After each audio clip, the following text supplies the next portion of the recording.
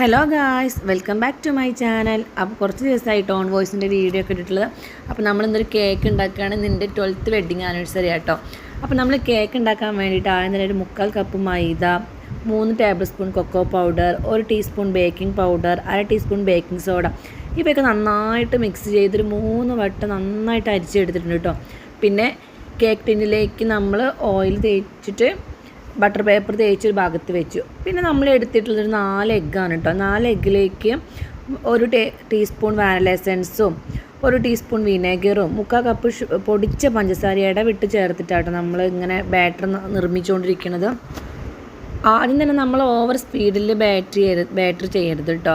ഇടയ്ക്കിടയ്ക്ക് സ്പീഡ് കൂട്ടി കഴിഞ്ഞിട്ട് നന്നായിട്ട് നമ്മുടെ പഫി ആയിട്ടുള്ള ബാറ്റർ നമുക്ക് കിട്ടും. അതിലേക്ക് നമ്മൾ ആദ്യം തന്നെ അരിച്ച് വെച്ച മൈദയുടെ മിക്സ് ഉണ്ടല്ലോ, അത് ചേർത്തിട്ട് നന്നായിട്ട് ഇളക്കിയെടുക്കുക. പിന്നെ നമ്മൾ ബാറ്റർ അതിലേക്ക് ഒഴിച്ചിട്ട് നമ്മൾ കുക്ക് ചെയ്യാൻ വേണ്ടി വെച്ചിട്ടോ.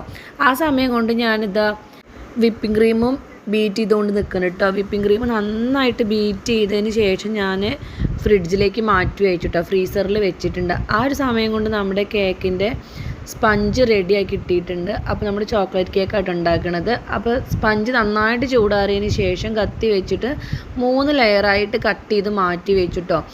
അപ്പോൾ അതിലേക്ക് ഒഴിക്കാനുള്ള സിറപ്പ് ഞാൻ ഉണ്ടാക്കി വെച്ചു. അപ്പോൾ കോഫി സിറപ്പാണ് കേട്ടോ ഉണ്ടാക്കിയിട്ടുണ്ടായിരുന്നു. അതും നന്നായി ചൂടാറിയ ശേഷം ഫ്രിഡ്ജിൽ വെച്ചിട്ടുണ്ടായിരുന്നേ.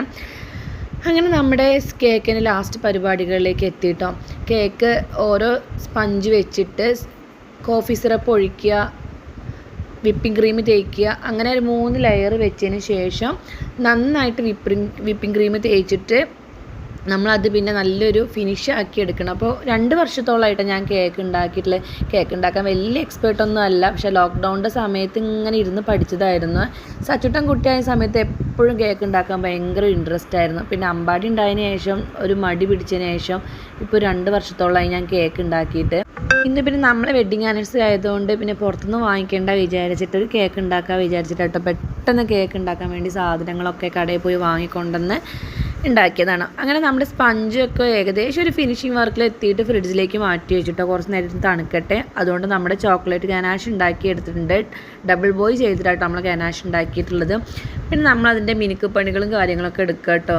കുറച്ച് പാളിയിട്ടുണ്ട്, വലിയ രസമൊന്നും ഇല്ലെങ്കിലും തൽക്കാലം ഞങ്ങൾക്ക് കട്ട് ചെയ്യാൻ ഇത് മതി. അപ്പോൾ നമ്മുടെ കേക്കിൻ്റെ ഫൈനൽ ലുക്ക് ഇതാണ് കേട്ടോ. ഇഷ്ടമായെങ്കിൽ ലൈക്ക് ചെയ്യുക, ഷെയർ ചെയ്യുക. നമ്മുടെ വീഡിയോസ് ആദ്യമായിട്ട് കാണുകയാണെങ്കിൽ നമ്മുടെ ചാനൽ സബ്സ്ക്രൈബ് ചെയ്യുക.